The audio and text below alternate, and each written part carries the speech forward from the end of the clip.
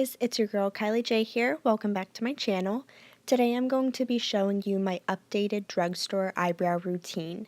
This 4-product look is my go-to when I'm doing a full face of makeup. It's still very quick and easy, so let's get started. First, I'm using this little eyebrow pencil by e.l.f. and it is in shade Natural Brown, and I'm just using this to fill in the front part of my eyebrows where it's a little bit lighter.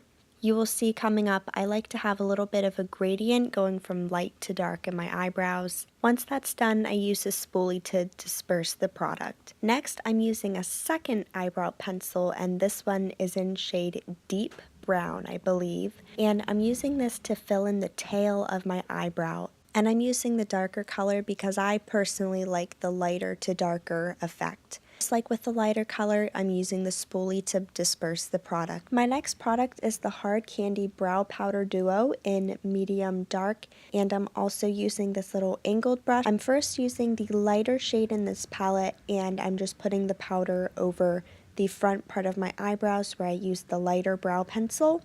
And then I am using the darker shade and going over the part of my eyebrow where I used the darker pencil. Basically, I'm just giving it more color and filling it in even more. There, that looks pretty perfect, so let's get the other one done. Awesome!